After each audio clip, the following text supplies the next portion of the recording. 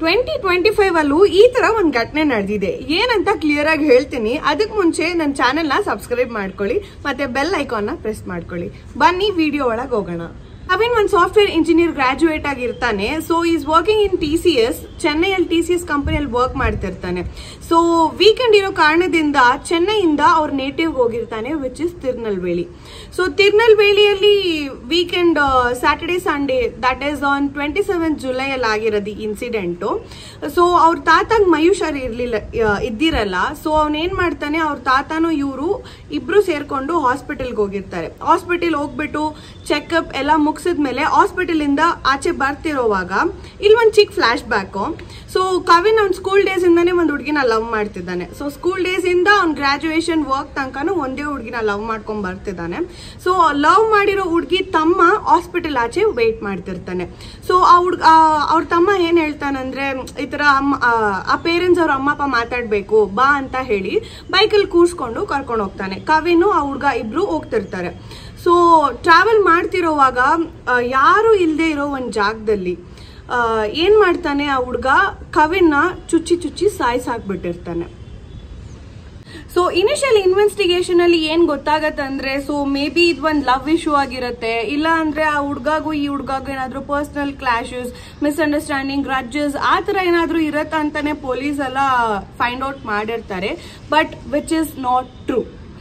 ಕವಿನ್ ಬಂದ್ಬಿಟ್ಟು ಒಂದ್ SC caste ಆಗಿರೋ ಒಂದ್ ಹುಡ್ಗ, ಮತ್ತೆ ಅವ್ನ್ ಲವ್ ಮಾಡ್ತಿರೋ ಹುಡ್ಗಿ ಒಂದ್ MBC ಕ್ಯಾಸ್ಟ್ ಹುಡ್ಗಿ.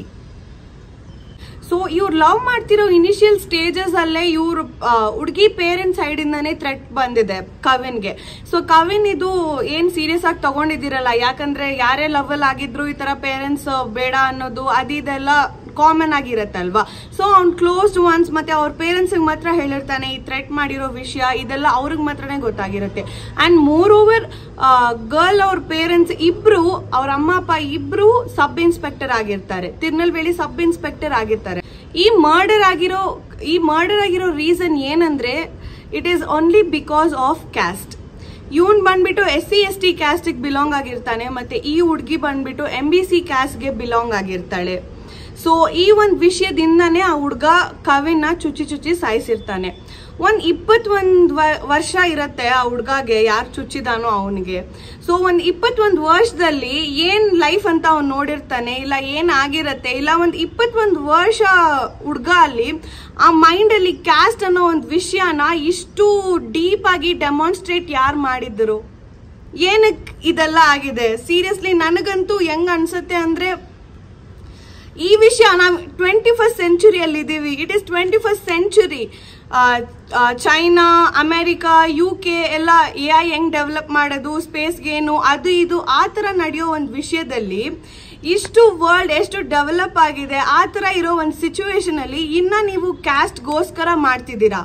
ಅಂಡ್ ನಾಟ್ ಓನ್ಲಿ ದಿಸ್, ಒಂದ್ 8 to 9 months ಬಿಫೋರ್ ಕೂಡ ಈ ತರ ಒಂದ್ ಮರ್ಡರ್ ಆಗಿದೆ. ಒಂದ್ ಸ್ಕೂಲಲ್ಲಿ ಓದ್ತಿರೋ ಒಂದು ಹುಡುಗನ ಕ್ಲಾಸ್ಗೆ ಹೋಗಿ ಚುಚ್ಚಿ ಸಾಯಿಸಿದ್ದಾರೆ for the same caste issue. ನಾವಿರೋ ಸೊಸೈಟಿ ಹೇಗ್ ಗೊತ್ತಾ, ನೀನ್ ಏನಾದ್ರೂ ಮಾಡ್ಕೋ, ದುಡ್ಡಿದ್ಯಾ ನಿನ್ ಹತ್ರ, ಕರೆಕ್ಟು.